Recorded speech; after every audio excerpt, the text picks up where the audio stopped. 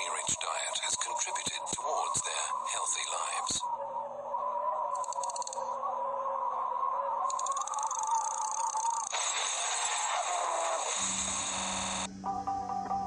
Fatty acids, omega-3s, supplements, vitamins, that's not working out. Try Planet Health. All the burn and none of the risks.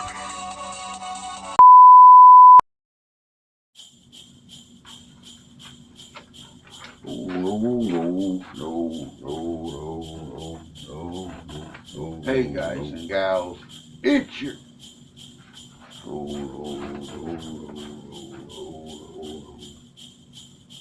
your buddy Drew with Living History's Mysteries and Three-Eyed.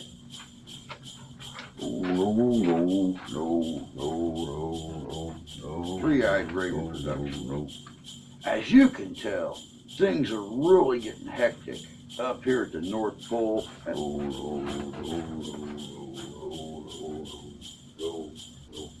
And especially here at Santa's workshop. The big guy is starting to stress. He's going nuts.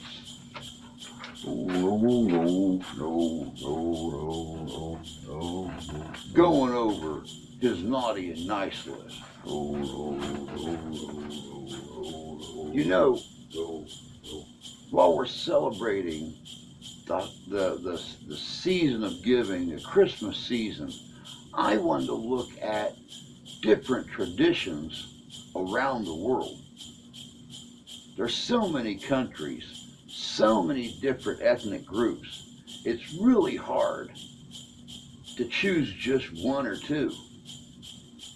So I'm going to try to fit as many different traditions in as I can find information on between now and the end of the month. No, God, no. He's going to have a stroke if he don't calm down. So today, we're going to take a look at a couple traditions from a couple different countries besides America and see how they celebrate the Christmas season. Santa.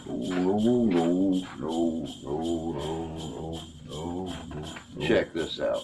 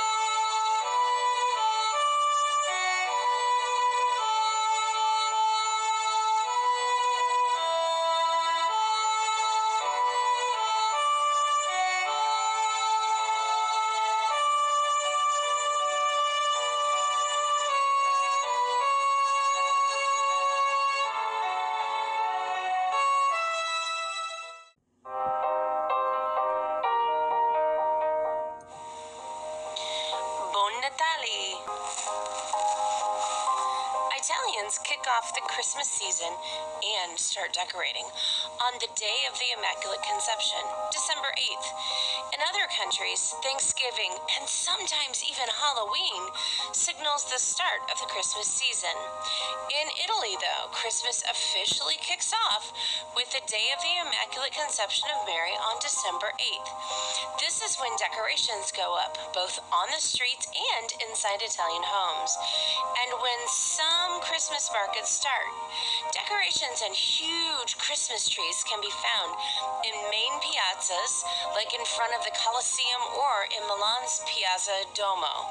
And Babbo Natale, Father Christmas, the Italian version of Santa Claus, spreads his holiday cheer. Different cities in Italy celebrate in different ways. Each year, Venetians in the city of Venice dress as Santa and have a regatta parade down the Grand Canal. Can you imagine seeing so many Santas in boats? Along with the fancy lights, wreaths and trees, presepi, or nativity scenes, are displayed in many churches and piazzas. Crafting these ornate works of art by hand remains an artisanal tradition in many parts of the country. If you want to go to the source, you head to Naples.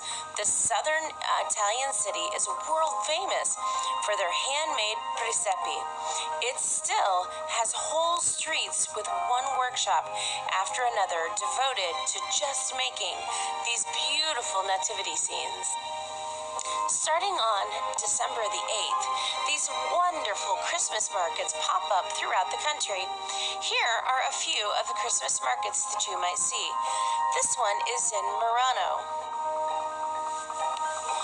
Wooden Advent cottages, decorated Christmas trees, and nativity scenes with life-size figures all add up to the charm of this little Christmas village.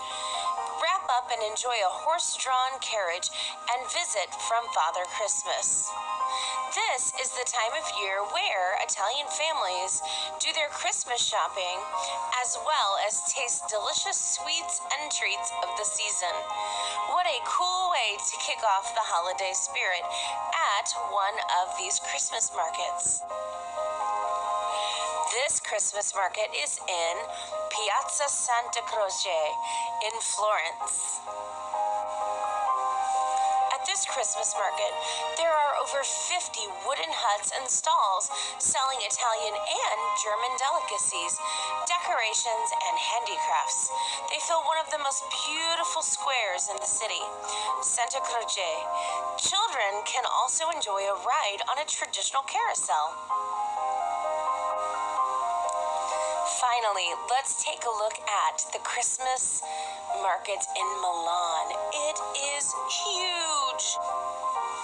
Milan is home to several Christmas markets through the festive season, but Auberge, how beautiful, is one of the longest running, dating back to at least 1510. Originally, a time locals used to pay homage to the patron saint. Nowadays, this beautiful market bustles with activity as locals and tourists meander around the 350 plus stalls selling handicrafts, antiques, clothing, toys, Christmas gifts, and plenty of sweets, treats, and festive foods. This would be like us visiting somewhere like Disney Springs or going to the mall to do a little Christmas shopping. Let's talk about food. To prepare for Christmas Day, Italians avoid eating meat on Christmas Eve. Traditionally, this is a day that fish is eaten instead. Did you know that there is something called the Feast of the Seven Fishes? Well, this tradition connects back to the long-standing Italian tradition of Vigilia, a day of fasting that ends with a meal that excludes any meat and dairy. So they do not eat any meat and no dairy. After a full day of fasting on Christmas Eve, the night of December 24th becomes an endless feast of fish and pasta to fill up their hungry bellies. And finally, Christmas Day has arrived. It is time to feast. After the light Christmas Eve dinner, on Christmas Day, Italians invite their family and friends for a large lunch that usually goes on all day. Many save up to have the most lavish celebration possible, serving up traditional dishes like pasta in brodo, pasta in broth, roasts, and traditional desserts like panettone. Strufoli is another popular dessert for Italian families. If you look in this week's choices, there is a recipe to make a delicious strufoli. Sometimes they are made in the shape of a wreath, sometimes in a small tree like the one on this page. Well, Christmas isn't over yet in Italy. Like I said, the season goes on a long time. The official end of Christmas season isn't until January 6th, the day of the Epiphany, and the 12th day of Christmas. On the eve of the Epiphany, families usually prepare a large dinner to mark the end of the holiday season. Children are given candy or coal, usually made of black sugar, depending on if they were naughty or nice. After January 6th, you will see Christmas markets and decorations start to come down. This is when Befana visits children in Italy. So what exactly is the legend of Befana? Well, Christian legend has it that Befana was approached by the three wise men a few days before the birth of Jesus. They asked for directions to where he was, as they had seen a bright star in the sky above, but she said she did not know. She provided them with shelter for the night, as she was considered to be the best housekeeper in all of the village. She had the most pleasant home and took very good care of it. The three wise men invited her to join them on the journey to find the baby Jesus, but she declined, stating that she was much too busy with her housework. Later, Befana had a change of heart, and she tried to search out the astrologers and Jesus. That night, she was not able to find them. And so, to this day, La Befana is searching for the little baby. She leaves all the good children toys and candies or fruit, while the bad children get coal, onions, or garlic.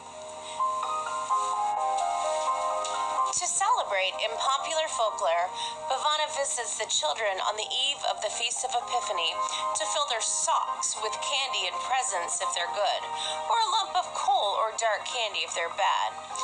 In many poorer parts of Italy, and in particular rural Sicily, a stick in a stocking was placed instead of coal. Being a good housekeeper, many say that she will sweep the floor before she leaves. To some, the sweeping meant that they were sweeping away the problems of the previous year.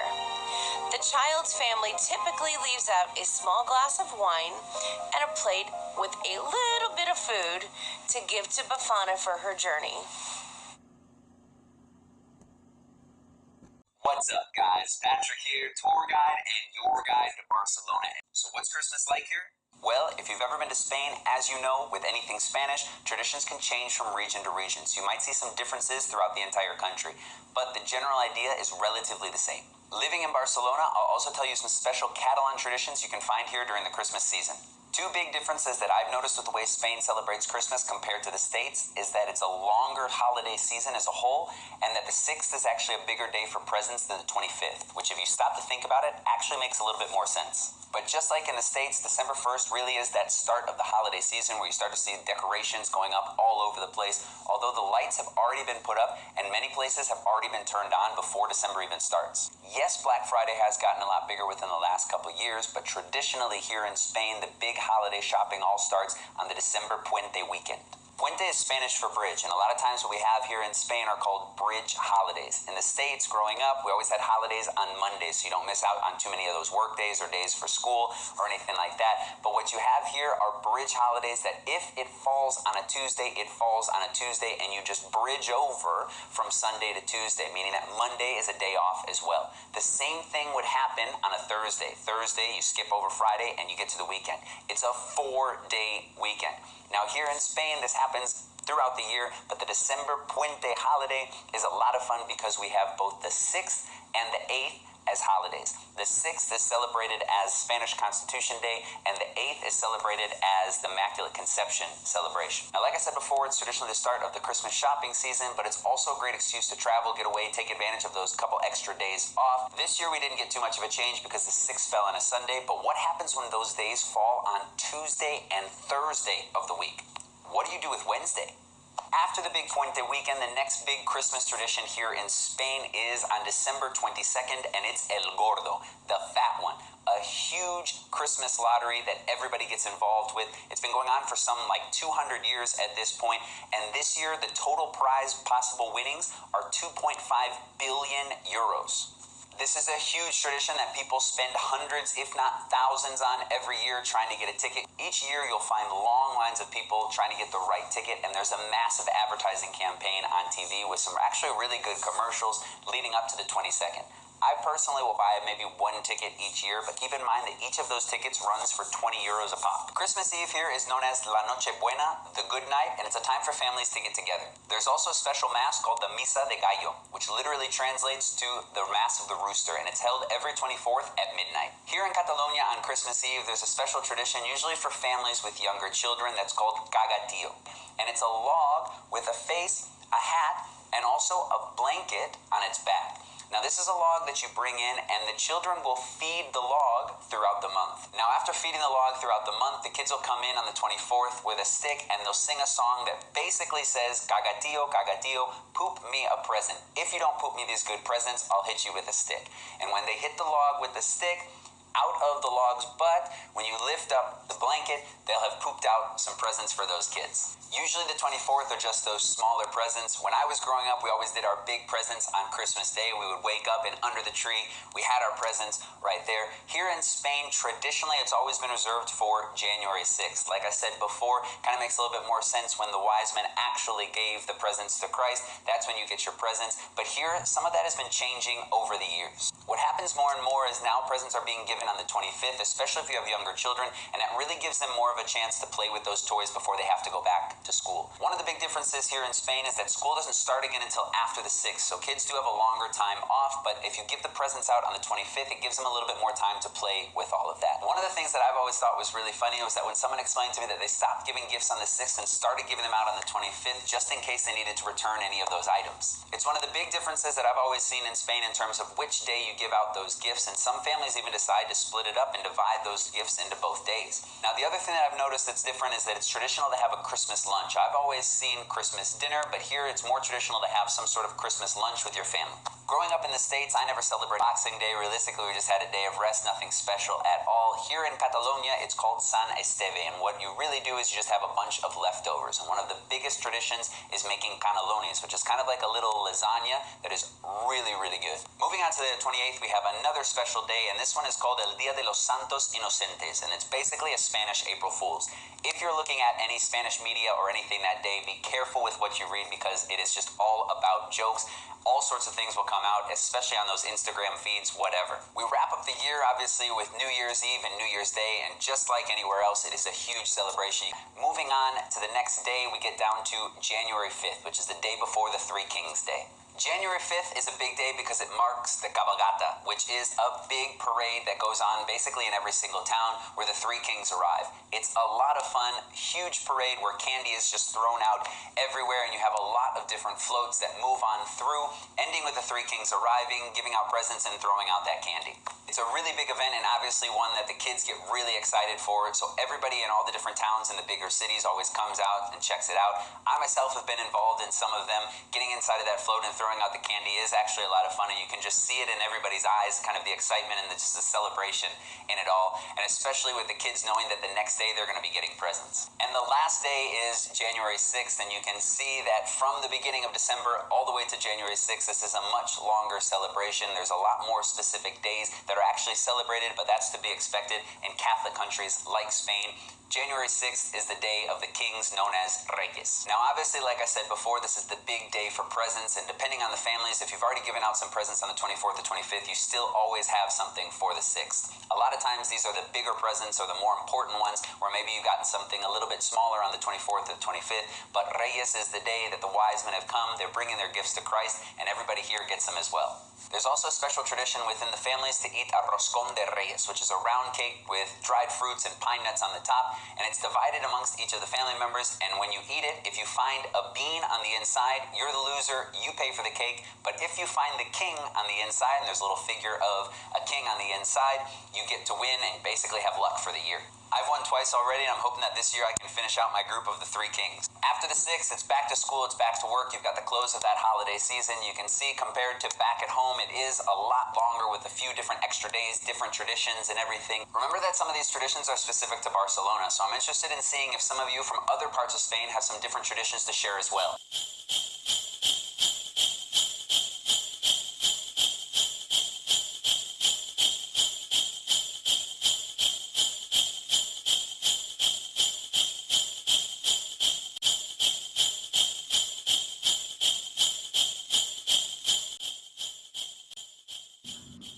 Welcome back.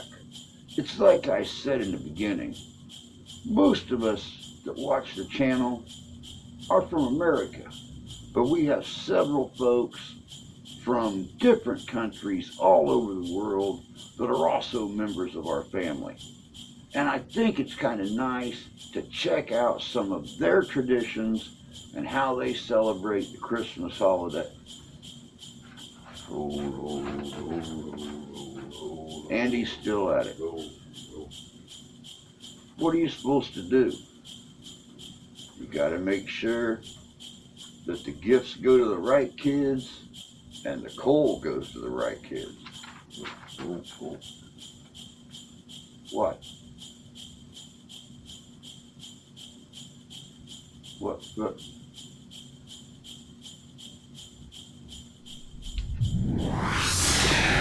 Everybody knows Santa don't really hand out coal. No kids that bad. Can't believe I was finally able to shut him up. Hope you guys enjoyed the video. It's always nice to know how traditions are around the world. Many of these traditions were once many of your family's traditions. But that's all, folks. As always, take care of yourselves. Take care of each other. God bless you. God love you. I do. See you on down the road.